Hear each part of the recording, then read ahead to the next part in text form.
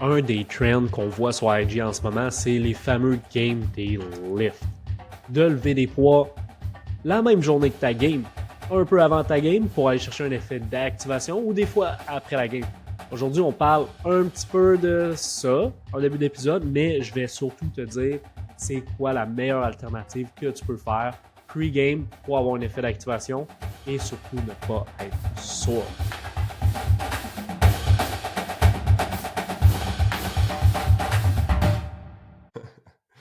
Alright, let's get started. Bam, aujourd'hui, je voulais qu'on commence en parlant du potentiellement dernier lift de la semaine in-season. Est-ce qu'on devrait lift game day? Je sais qu'il y a une mode là-dessus en ce moment. C'est quelque chose que moi, j'ai toujours voulu faire, puis réellement, c'était pas si réaliste dans mon contexte. Fait que je l'ai pas fait souvent quand je jouais, mais comme on devrait-tu lift game day la veille d'une game? Il y en a qui veulent garder ça le plus loin possible d'une game 2 jours avant. Comme où est-ce qu'on situe ce dernier lift-là? Ça a-tu du sens de lift game day? Personnellement, je ne prescris presque jamais de lift game day à quelques mini-exceptions près. Puis je pense que le trend vient du fait qu'il y a deux affaires que j'ai entendues. Numéro un, c'est que si tu le fais comme du monde, ça crée pas de fatigue pour ta game et il peut avoir un effet d'activation. OK. Numéro 2 que j'ai entendu, c'est que tant qu'à avoir une game puis d'avoir un stress sur ton corps, ben t'es mieux de lift aussi pour avoir une journée de récupération complète le lendemain, par exemple, pour Ce qui est grouper les pas fou. stresseurs. Ce qui est pas fou. Ce qui est pas. Dit de même, c'est vrai que c'est pas fou, mais tu pourrais dire plein d'affaires le justifier, puis ça sonnerait toujours good. N'importe quoi peut sonner pas fou. Là où est-ce que j'ai un problème? Ben, avec l'option numéro un, c'est que même si tu lifts juste un peu, il y a de la fatigue quand même qui va être présente. Ça sera pas. Du moment que tu dépasses l'activation puis le warm-up, ce qui se fait très rapidement, il y a de la fatigue qui s'accumule. Fait que même si tu fais juste 5 séries de quelque chose de lourd, ben c'est une demande sur tes fibres musculaires, sur tes unités motrices, sur ton système nerveux. Puis la fatigue, par après, dans ta game, va rentrer une petite affaire plus vite. Même si ça rentre juste un mini affaire plus vite à la fin de ta game, ça reste des reps qui peuvent être fucking importantes. Rendu game day live, là. Il y a bien des games qui vont jouer jusqu'au dernier quart, jusqu'aux 2-3 dernières 100%. minutes. Fait que comme, Ben, je c'est veux là pas qu'une prendre ce game, ça se risque-là. gagne. Là. Non, c'est ça. C'est là qu'une Exact. game se gagne. Une game de foot se gagne sur quelques jeux. Tu le sais, on coach en ce moment, puis on a été coaché à Laval ensemble. Souvent, là, une game en défensive est bonne, est très bonne, est flawless, puis tu as deux, trois big plays qui vont mener à des scores. Puis that's it. Fait comme, Mhm. est-ce que tu veux vraiment prendre le risque d'être un peu moins explosif, un peu moins vite, un peu moins réactif sur ces reps-là parce que tu as lift, journée de game? Personnellement, je prends pas ce risque-là. Surtout que l'effet d'activation, tu peux l'avoir avec un livre que tu fais la veille ou même jusqu'à 2 jours avant. OK? Puis tu vas avoir un effet d'activation, de post-activation, potentiation, le terme scientifique. C'est un gros terme pour dire que tu vas être prime à cause de ton lift de 24 à 48 heures après, mais pas obligé de le faire là, le matin de ta game. Puis numéro 2, Mm. grouper les stresseurs. C'est pas fou, mais ça rajoute quand même de la fatigue. Ça reste, ça le Mhm. dit, c'est un stress supplémentaire. Puis oui, je suis bien d'accord avec maximiser tes fenêtres de récupération, mais si c'est vraiment ça ton objectif, puis tu veux lift game day pour cette raison-là, ben lift après ta game, pas avant ta game. Parce que tu veux prioriser ta game. That's it. Ça peut peut-être être plus utile dans un contexte où est-ce que tu fais un sport que tu as plusieurs games par semaine, là. Comme au hockey, par exemple, tu peux avoir 3 games par semaine, c'est crazy. Au foot, Au c'est une baseball, game par semaine. t'as pas le choix. Au baseball, si tu veux live, faut que tu live game day. Ça, Là. ça, je le comprends. Puis l'autre affaire, c'est que dans ces sports-là, et ça, je fais le parallèle avec le foot aussi vers le prochain point que je vais amener, c'est que le nombre de reps que tu vas prendre ne sera pas nécessairement even d'une personne à l'autre ou d'une semaine à l'autre ou d'une game à l'autre. Si tu fais 3 games, je veux dire, par semaine, baseball ou hockey, je ne suis pas un expert, mais je ne suis pas un coach de hockey, je ne suis pas un coach de baseball, mais si tu fais jouer 100% des minutes de jeu à ton joueur, je te garantis qu'il ne t'offrira pas la saison. Je te garantis qu'il ne t'offrira pas. Fait que d'une certaine façon, il y a ton load est réparti différemment aussi là, durant ta semaine. Fait que peut-être que la journée que tu sais que tu as moins de minutes de jeu, tu le liftes après pour ces personnes-là. Ou pour le joueur de foot que, hey, moi je suis second string D-line, j'embarque dans une rotation, puis je sais que je prends environ 10 reps par game. Ah, peut-être que là, lift game day va avoir un vraiment bel effet d'activation. Puis les chances que je sois fatigué sur mes 10 reps par la suite sont vraiment basses parce que je prends pas beaucoup de reps. Et je sais que c'est ça mon rôle. Fait que ça pourrait faire du sens. Mais en même temps, what if t'es dans ce What rôle-là? if il tombe au premier jeu de la game, puis tu joues la game au complet, puis là, oh, je suis un peu plus fatigué. Exactement. Exactement. Puis là, c'était ta chance de shine et de montrer que tu étais worth it pour jouer first string le reste de la saison ou whatever. Puis là, tu manques une coupe Heavy de legs. plays parce que tu as les jambes un peu plus lourdes. Parce que tu as fait un game day lift. Fait que, moi, personnellement, je prends pas ce risque-là avec les athlètes que je coach. La seule situation que ça pourrait faire du sens pour un joueur de foot, c'est elle qu'on vient de décrire live avec quelqu'un qui a un petit rôle ou un rôle réduit en termes de rep. Puis là, ça peut faire du sens. Mais il y a quand même le risque que tu prends plus de reps que tu pensais, puis tu vas être un peu fatigué. So, moi, le game day lift, pour moi, c'est pas dans mon toolbox. Ok, je veux qu'on poursuit. Fait que là, on va parler probablement de lift la veille d'une game, voire 48 heures avant, comme tu parlais. Ça va, l'effet de potentialisation c'est ça le terme, right? Potentiation, moi. Potentiation va durer 24 à 48 heures. De ce que j'ai compris, puis ça fait longtemps, mais comme c'est que ça va dépendre d'une personne à l'autre. Il y a du monde pour qui c'est plus long, puis d'autres plus court que d'autres. Fait que tu dois apprendre à te connaître, I guess, ou... Oui et non. J'ai entendu beaucoup de ça, surtout en termes de comment créer cet effet de potentiation-là. Et si tu as un athlète qui est peut-être plus fort, qui génère plus de vitesse parce qu'il génère plus de force dans le sol, versus un athlète qui est plus élastique, mais tu as peut-être intérêt à aller stimuler cet athlète-là dans ce que lui préfère faire ou dans ce qui fit le mieux son profil. Mais par la suite, l'effet va pas nécessairement durer plus ou moins longtemps d'une personne à l'autre, mais plus par rapport au travail qui a été fait. Puis en même temps, je dis ça, puis c'est dur de le dire, puis de l'affirmer avec 100% d'assurance. Mais les règles générales vont quand même rester les mêmes pour la plupart des personnes. Moi, personnellement, je ne recommande pas de lifter lourd la veille d'une game pour personne. Je l'ai beaucoup vu dans l'univers du track, où est-ce que tu as peut-être 2, 3 reps all out le jour de ta compétition, le lendemain. Fait que comme l'effet de fatigue, ça n'a rien à voir avec une game de foot que tu peux avoir 60 snaps.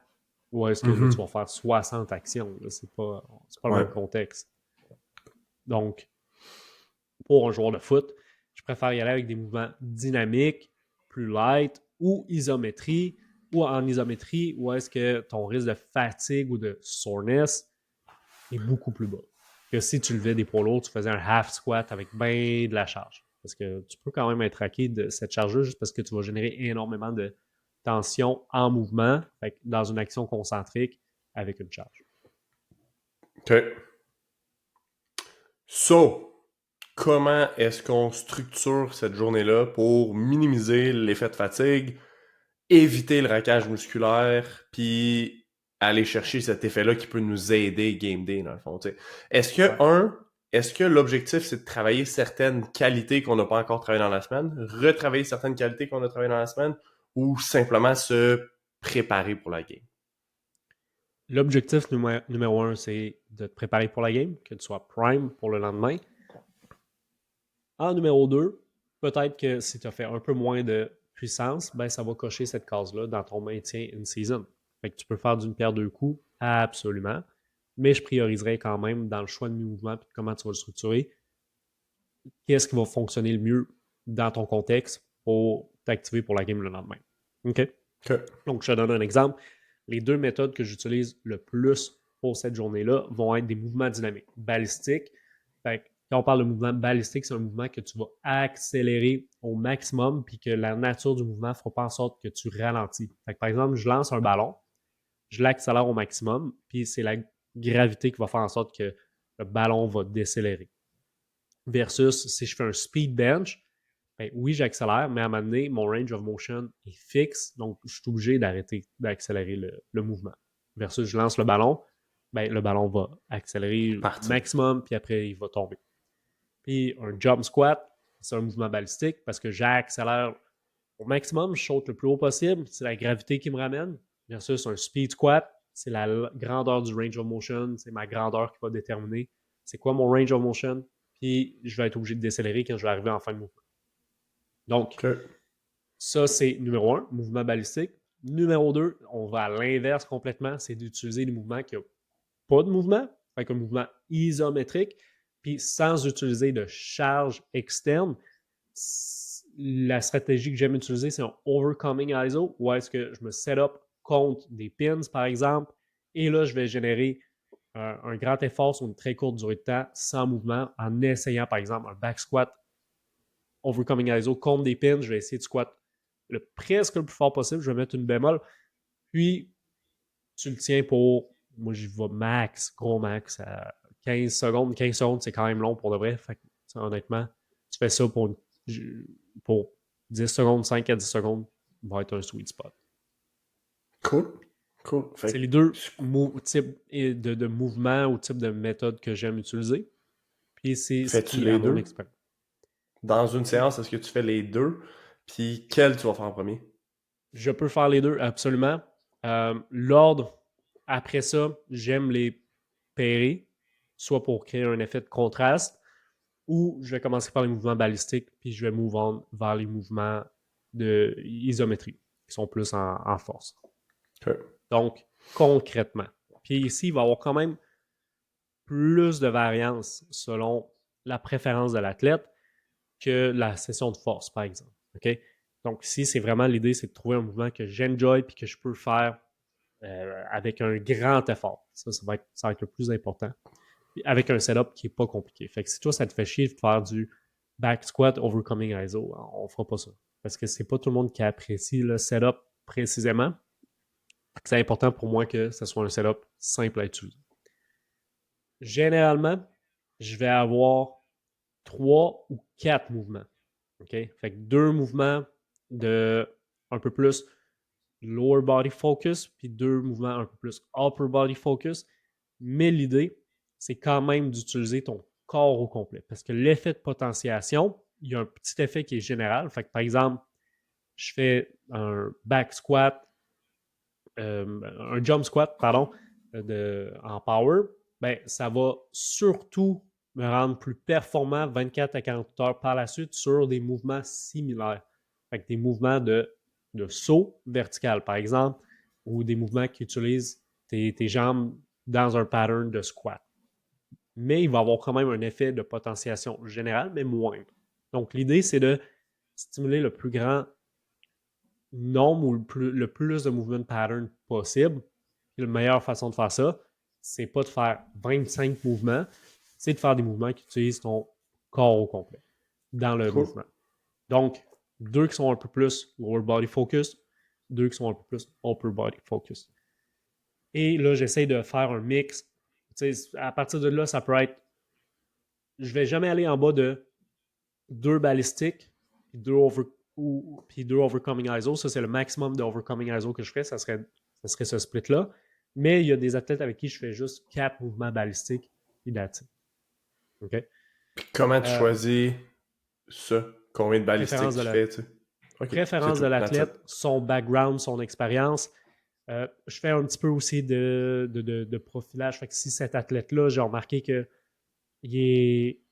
est rapide parce qu'il génère beaucoup de force dans le sol. C'est un gars qui est strain dominant plutôt qu'élastique.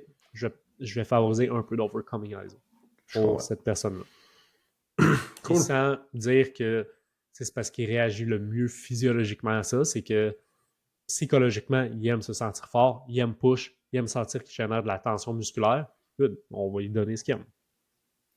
OK. Puis concrètement, comment est-ce Un qu'on exemple, build? un Ouais. exemple de session, je recommande de le faire après le walkthrough du vendredi. La plupart des équipes font un walkthrough le vendredi. Si tu n'as pas de walkthrough, va le faire environ time-toi pour que ce soit 24 heures avant le kick-off de ta game. Fait que si tu joues samedi à 1 heure, on va faire ça le plus possible le vendredi à 1 heure. Si tu peux pas respecter ce timeline-là, ben fais-le le matin ou le soir. Là, ce rendu-là, c'est pas si dramatique Pourquoi en après le effet. walkthrough? Pour être un peu échauffé, avoir bougé un peu avant, puis... Exactement, parce que t'es déjà warmed up. Fait que tu peux OK. skip le warm-up. Là. Fait qu'à ce OK. moment-là, si t'as pas fait le walkthrough, fais ton warm-up normal, 5 minutes d'un appareil cardio X, un petit peu de mobilité, un peu de stabilité en fonction de tes besoins, puis ensuite va faire le workout. Cool. Mais l'avantage de faire après le walkthrough, c'est que tu es déjà chaud, tu es déjà en linge de sport, tu fais juste enlever tes spikes, tu mets une paire de shoes pour le gym, puis tu transitionnes au gym à côté. Barefoot. Ça, c'est comme l'idéal parce que c'est plus facile à le mettre dans Je ton horaire. comprends. Je comprends. Maintenant, la séance, j'aime travailler en superset juste pour sauver du temps. Puis où est-ce qu'il ne faut pas se planter, c'est qu'il faut prendre quand même beaucoup de repos entre les mouvements, même s'ils feel facile par la nature des mouvements, dans le sens, hey, je C'est fais tough, ça. 5 med ball throws, j'ai pas l'impression d'être fatigué. Fait que ça serait une erreur de dire, OK, je suis pas fatigué, j'attends 1 minute, je repars. Non, prends minimum 2 minutes de repos entre tes séries. Puis ce que j'aime faire, c'est des supersets où tu prends 2 minutes de repos après chaque mouvement. Fait qu'en tant que tel, tu as 4 minutes de repos entre ton premier set de med ball throw, par exemple, et ton deuxième set de med ball throw. Si t'es comme moi, là, puis je le sais que c'est ça qu'il faut que je fasse, puis je fais des med ball slam ou peu importe, là. Ouais. Puis là, ça fait 1 minute, là, je suis comme, c'est long, puis là, whatever, là. Je peux-tu faire de quoi d'utile? Tu sais, qu'est-ce que je pourrais faire d'utile pour combler mon 2 minutes, là? Tu sais, j'ai pas de plate à setter, j'ai rien à setter, je veux pas aller scroller sur mon sel, comme... Je fais quoi pendant mon 2 minutes? Je peux-tu me rouler le dessous de pied? Je sais pas, man. Je pourrais-tu stretch? Je pourrais comme... Ou je fais juste Honnêtement, m'endurer puis je chill. chill, man. Honnêtement, ça, Je c'est m'endure pas. numéro un. Je m'endure Si tu pas. t'endures vraiment pas, apprends à chiller. Apprends à chiller. Là. Apprends à relaxer. Va faire le workout avec des Des chums, boys pis avec des jase, ouais. teammates, puis jase, man. Jase la game, jase de whatever. Ça serait... Honnêtement, man, il n'y a rien qui va être plus utile que ça. Fait Okay? que dans le fond, tu me dis de me trouver des amis. T'as pas d'amis, hein? Trouve-toi des amis. Mais si là, tu sais plus quoi faire, là, va pas stretch, OK? Parce que l'effet de stretch à court terme a un effet négatif sur la production de ta force et ta puissance. Veux pas, tu vas dans un stretch deep, tu tires sur sur ton muscle. C'est comme si tu tires sur un élastique. Ça crée un stress sur ton muscle. Fait que tu veux pas accumuler ce stress-là. À la limite, tu peux te rouler le tour de pied si tu es en train de faire du upper body ou tu peux te rouler le lower body si tu fais du upper body et inversement. Là. Mais comme, est-ce que ça va avoir vraiment. Est-ce que ça va avoir été vraiment utile? Je pense pas. Est-ce que ça aurait été mieux de chiller puis de prendre ça relax? Je pense que oui. Je pense que oui. Et rendu Tu là, man, me... scroll un peu, puis c'est pas grave. Wow, ça c'est fou, man. Mm, Ça c'est mm. fou, man. Check J'avais vu... du tape de ta game qui s'en vient le lendemain. Là. Check l'équipe contre qui tu vas jouer pendant 2 minutes. Check une drive pendant entre tes séries, puis that's it. Là. Ouais, je comprends. Je comprends. Ok, je vais apprendre à chiller. Alright. Relax. Fait que, let's go, on continue. Donc, premier superset, assurément des mouvements balistiques. OK? Je te conseillerais d'y aller avec un mouvement agoniste, un mouvement antagoniste ou un mouvement upper body focus puis lower body focus. Donc, concrètement, ça pourrait être un med ball slam Puis un saut, genre. puis un saut. Exactement. Un saut avec charge légère ou carrément pas de saut. Pas de charge, pardon. Tu ne serais pas obligé d'aller chercher de la charge. Fait que, par exemple, 5 med ball slam, 3 box jumps avec 2 minutes de pause entre chaque, puis tu fais 2 ou 3 séries That's it. OK. Après ça, prochain superset, ça pourrait être 2 autres mouvements balistiques. Fait que, par exemple, un autre type de medball throw, au lieu que ça soit un slam, ben, ça peut être un medball Un bent side over. toss. Un side toss, ça peut être un press Chest press, throw. bent over Ouais, press. un bent over, yeah, exact. Puis ça peut être un autre type de saut. Fait que là, tu as été vertical, ça peut être un triple jump. Boum, boum, boum. That's it. Puis là, ici, je parle du triple jump. Il y a des athlètes qui font jamais de broad jump et qui n'auront jamais fait de triple jump dans leur training. Fait comme, si toi, tu n'as jamais fait ça puis tu n'es pas à l'aise dans ces mouvements-là, fais autre chose. Quand tu parles de triple jump, tu parles d'un triple broad là, consécutif, boum, boum, boum. Exactement. Ouais. 3 sauts en longueur enchaînés. Boum, boum, boum. Cool. Boum, boum, boum. Fait que ça serait excellent. Tu pourrais faire un kibi swing, ça serait une autre bonne option. Puis ici, je donne plus d'options que l'inverse parce que c'est pas si important tant que tu travailles plein d'affaires qui sont différentes, que tu travailles avec beaucoup de vitesse, tu accélères les charges, puis que tu fasses quelque chose que tu es habitué de faire. Mm-hmm. Maintenant, si tu veux aller chercher un peu plus de production de force, tu pourrais faire un rack pull ISO, overcoming ISO. Fait que ça serait comme un deadlift où tu tires contre les pins. Fait que tu peux aller chercher beaucoup de tension. Là, je te dis, fais attention, on ne va pas chercher sans ton max perçu. Utilise ton RPE, ton taux de perception de l'effort, puis travaille à environ 8, 9 sur 10. Tu vas avoir l'effet de recrutement désiré, et tu ne risqueras pas de te créer, de te tweak le dos juste parce que tu as exagéré et tu as créé trop de tension d'un coup sec. Mm-hmm. Tu pourrais faire ça en overcoming ISO pour le deadlift, puis tu pourrais faire le même principe dans une position de press ou de push-up. J'aime quand même le combo overcoming ISO, deadlift et push-up overcoming ISO parce que après ça, tout ce que tu as à faire, c'est que tu te set up en dessous de la barre, tu as un teammate qui te place la barre ou les épaules, puis là, tu presses le plus fort possible pour faire un push-up pendant 10 secondes. Ou mieux que ça, tu es avec ton chum pousse sur tes épaules, puis tu essaies le plus fort possible de te relever pendant 10 secondes, puis boum, tu as ton effet de potentiation. Puis ça n'a pas à être plus compliqué que ça. Tu n'as pas besoin d'utiliser des big weights ou whatever pour aller chercher ton activation. Pour que les gars se posent pas de questions, quand tu fais un overcoming ISOs dans ce but-là, dans cet objectif-là, est-ce que il y a un endroit dans mon amplitude où je devrais le faire? T'sais, tu parlais du push-up, par exemple, ou un bench que tu le ferais contre des pins. Je veux-tu être comme proche de moi dans un bench? Je veux-tu être dans le bas d'un push-up? Je veux-tu être proche du lockout? Ou on parlait du rack pull, je veux-tu être en bas du genou? Je veux-tu être en haut du genou? Y a-tu une importance ou réellement pas tant que ça? Très bonne question. Puis oui, il y a une importance. Place-toi dans la position à mi-chemin de ton amplitude de mouvement, fait que dans la position la plus neutre possible. Tu ne veux pas être en lockout ou tu ne veux pas être en deep range of motion pour aller chercher le plus de force possible. Okay. Parce que tu es plus fort, mettons, quand ton muscle est dans une position neutre plutôt qu'une position très étirée ou très raccourcie. OK. Fait que c'est à l'endroit où est-ce que tu es le plus fort techniquement dans ton mouvement. Ish. Ouais, exactement. C'est aussi simple que ça. Et pour le reste, je veux dire, pense pas plus la tête que ça. Puis, je pense qu'on a quand même fait le tour de cette séance-là, devrait avoir l'air de quoi. Est-ce que, l'autre question qui me vient, là, tantôt, tu parlais de te stretch, puis ça venait une certaine tension, un certain stress, mettons, sur le muscle, puis tu veux pas nécessairement faire ça pre-game. Est-ce que c'est... Il y a plein de gars qui ont l'habitude de s'étirer, mettons, la veille d'une game. C'est une mauvaise idée? Puis là, I don't know. Là. Moi, j'ai toujours cru que oui, là. Que c'était correct, là. Mais tu m'as comme sonné une cloche. Si tu veux aller chercher une mobilisation, je te conseille de le faire actif parce que oui, si tu pulls sur un muscle, tu peux créer un certain dommage. Après, ça va dépendre de l'intensité du stretch. Si tu stretches puis tu fais une intensité de 2 sur 10 puis tu vas pas réellement chercher un gain en flexibilité, je veux dire, 1, tu n'auras pas de gain, puis 2, tu n'auras probablement pas de dommage non plus.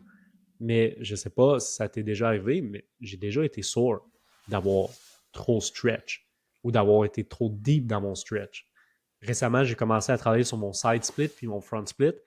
Puis je te garantis que j'ai été sore des hips parce que j'ai tenu longtemps puis profond ce stretch-là. Fait que comme, oui, un, tu peux être sore, puis deux, je te garantis qu'il y a un effet, il peut avoir un effet négatif sur la qualité de la contraction que tu vas avoir le lendemain. Ça peut créer un peu de dommages musculaires. Je veux dire, à quel point, je sais pas, significatif, pas nécessairement. Ça va dépendre, ça peut être oui, ça peut être non. Fait que prends pas de chance, puis scrap ça. Fais comme Marc, apprends à chiller. Right. Anything else? C'est-tu d'autres choses qu'on devrait savoir? Pour le pre-game lift, that's about it. Fait que comme, cool. Encore une fois, tu as tous les détails pour build ton pre-game lift. Je te conseille de le faire 24 heures avant pour avoir tous les effets positifs, de sentir prime le lendemain. Puis, skip le game day lift. That's it. Alright. T'as-tu, avant de closer, t'as-tu déjà ça sur ton IG toutes les dernières semaines? Tu dis, allez voir ça sur mon IG, allez voir ça sur mon IG. Ça, c'est-tu fait? Quand l'épisode va être sorti, il va l'avoir. Au moment qu'on record, il n'est pas prêt encore. Il est en production. Il est en production. Il va sortir, mais je vais en donner un exemple. Absolument. Ok, cool. Fait que vous irez voir le profil Bam is Coaching. Peace! Peace. Si tu t'es rendu jusqu'ici, un énorme merci pour ton écoute. Hey, puis si tu veux nous donner un coup de main, il y a une chose gratuite, facile que tu peux faire. Va nous laisser un review, soit sur Spotify, Apple Podcasts ou YouTube. Va nous mettre un petit commentaire pour nous dire à quel point tu apprécies le podcast. Ou tu pourrais même le share à quelqu'un que ça pourrait intéresser. Et si tu trouves que ça prend trop de temps, hey, no worries, tu peux toujours nous laisser un 5-star review puis sans dire un mot.